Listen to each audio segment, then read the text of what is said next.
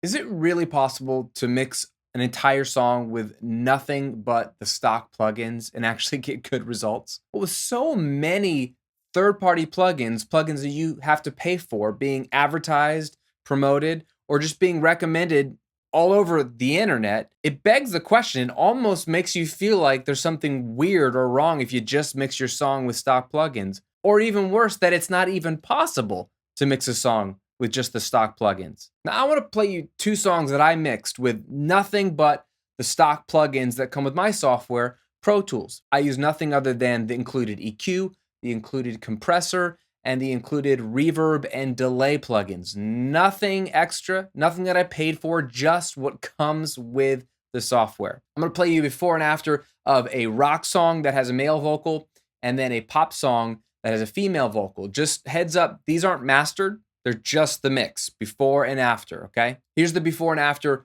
of the rock song.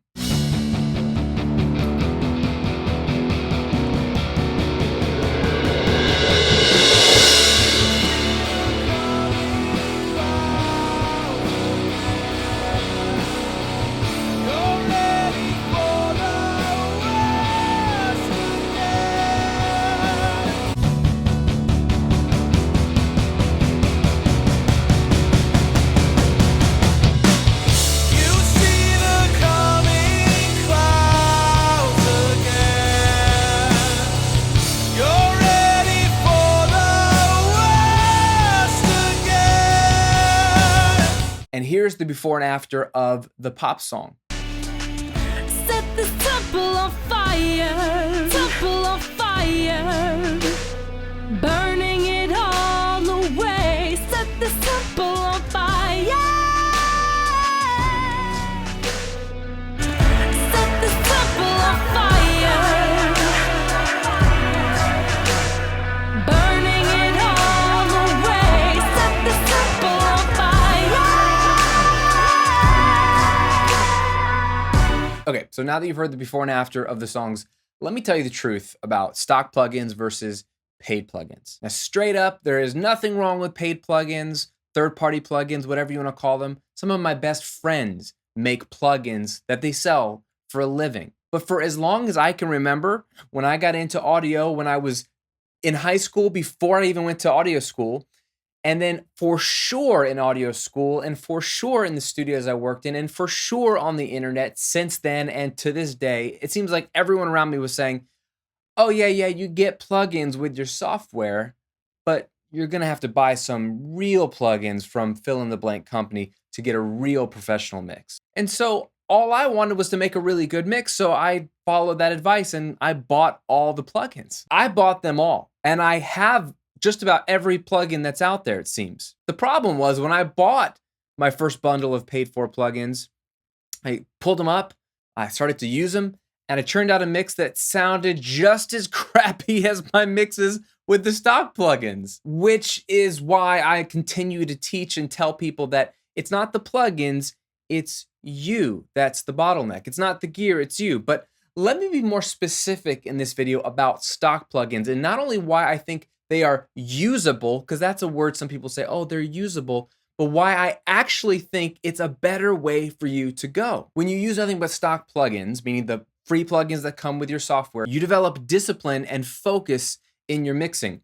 When all you have is the one EQ and the one compressor and the one reverb and the one delay that comes with your software, there's nothing to distract you. There's no shiny object syndrome of, oh, I got 13 EQs in my drop-down menu. Which compressor am I gonna use on this? All of that is a distraction. When you only have the included plugins, it forces you to focus on simply mixing, not downloading new plugins, not updating a new plugin, not trying to update your DAW, not buying something new. All of that's a distraction. When what you need, if your mixes aren't good, is to practice mixing and put the right techniques and strategies in place, not be distracted by new plugins. Here's another problem with paid for plugins or third-party plugins. If you continuously demo new plugins or buy new plugins or research or look for reviews on new plugins, you never get good at mixing. It's easy to hide behind the latest plugin, to just dial up an effect, to dial up a preset, to insert the plugin. And most of them make your mixes louder, by the way, by default. So you think the plugin makes it sound better when it's just making it louder. Just want to let you know about that. When you're not hiding behind those new things, all you're left with is your EQ, compressor, reverb, delay, and the fact that you're not good at mixing yet. And that is frustrating. But that's the honest place to be. If you're not good yet, you might as well raise your hand and say, I'm not good at mixing. So guess what? I'm going to try to get better at mixing instead of hiding behind another plugin. When you have to start using your stock plugins, you begin to learn the fundamentals of EQ, which is the most important plugin in the world. Compression, which is the second most important plugin in the world. You start to understand the fundamentals of mixing workflow. What do you do first, second, third? How doing this affects this, or if I do this first, it makes this easier. If I do this first, it makes this harder. You actually get better. And with plugins becoming more intelligent these days and becoming more done for you type stuff, like run your mix through this automatic EQ, automatic mix plugin, with that trend in the marketplace today, it almost makes us lazier. And it prohibits us from not only getting good at mixing, but actually getting better at making music. Because here's the cool thing, when you learn how to mix, and if you just use the standard EQ, compressor, reverb, delay that comes with your software, you don't just get good at mixing, you become a better musician. And the reason is because you have to understand what you're doing. It forces you to go, my guitars sound dull and muffled.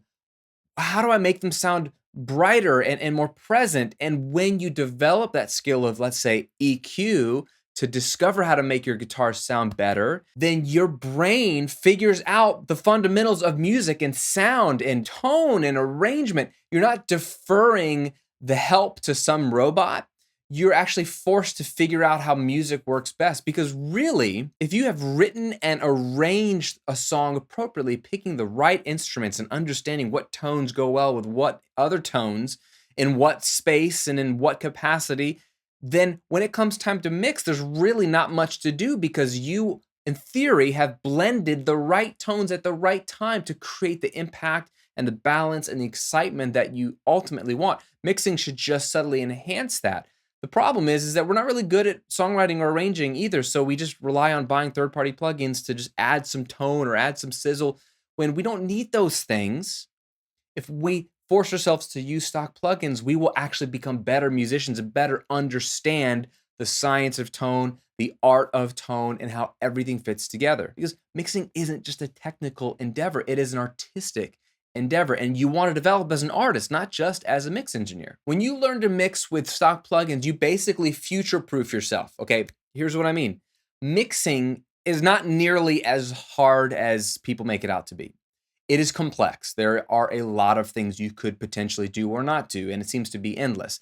But it is not that hard. When you start to understand the basics of EQ, guess what? You can EQ on any DAW, in any console, in any live environment, in any studio. An EQ is an EQ is an EQ. A compressor is a compressor is a compressor. It doesn't matter if you have to switch DAWs. It doesn't matter if there's a whole new platform we're all mixing on in 10 years. EQ has been the same for decades. Compressors have been the same for decades.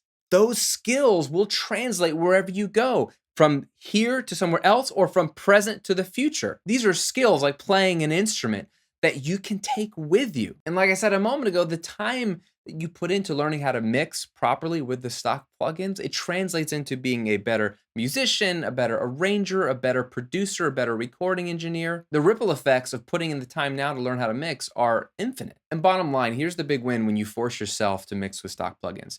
It shifts the focus back to where it should be, which is making great music. If you leave the back door open of, I could use a different plugin here. Well, I wonder if I should buy something. Wonder if I should demo that. You know, Sound on Sound had a good review of that plugin. You know, that guy on Gearsluts continues to talk about that plugin. You know, I saw that guy on YouTube using that plugin, even if that video was one of mine. If you leave that back door open of, I could grab another plugin that could make my mix better, it shifts your focus from the music to buying stuff, looking for reviews of the stuff you might want to buy. All of that is a waste of time when the music is ultimately what it was all about, what I think it should be about. And when you work with only stock plugins, you basically eliminate that backdoor. You close it completely. You remove variables and you don't have any decisions to make. It's just, okay, here are the tools. Here's the music. Let's use those tools to make the music sound better. Your focus is exactly where it should be. Now, you may not know how to use those tools yet. You may not know the difference between an attack and release, or what the threshold is versus the ratio, or what a cue is, but you can learn. And when you learn, you're empowered.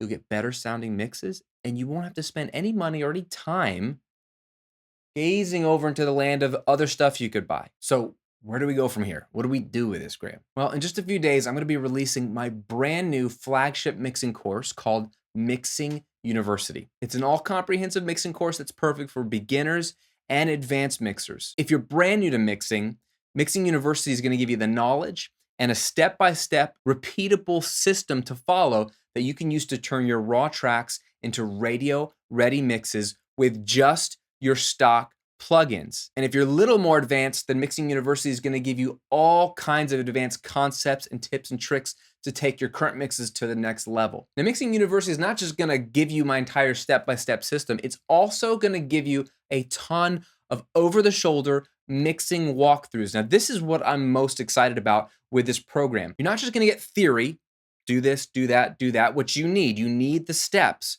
You're also going to be able to virtually sit next to me while we mix multiple songs across multiple genres from start to finish. Literally raw tracks, no plugins, no nothing, all out of balance, all a mess, to final, finished, polished mix, all with stock plugins. I'll walk you through my mix setup process, what I do first, what instruments I mix first, second, or third, what plugins I use where, how do I tackle the drums, how do I tackle the vocal effects? What do I do with this guitar? You'll watch over my shoulder as I mix multiple genres, including pop, rock, country, metal, acoustic. Nothing's held back. Nothing's done off camera. You literally watch me put it together from start to finish. And on top of that, you get the same stems and the same multi-tracks for all of those songs, so you can download them and import them into your own software and mix along with me, including the 2 songs that I played for you earlier in this video. There's also an entire section of this course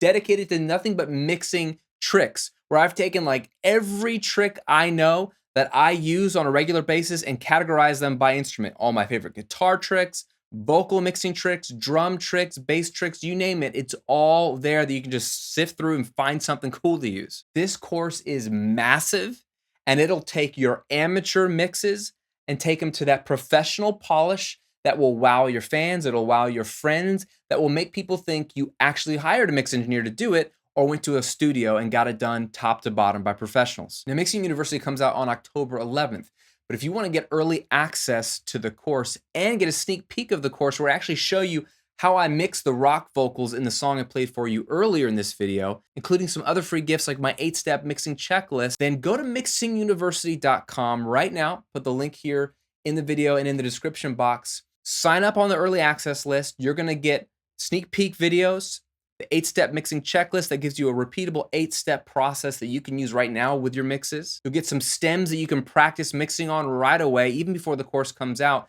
And of course, you're going to get early access to get into the course before anyone else does when it launches on October 11th. Now, this is the first mixing course that I've launched in years, and I've built it in such a way that is all comprehensive, covers everything you would possibly need to know, but it's fun. It's easy to follow along. It's understandable. It's engaging. If you like the way I teach here on YouTube, you're going to love this course. So get a sneak peek of it. Get all the free goodies at mixinguniversity.com. Thanks for watching this video, and hopefully I'll see you inside the course.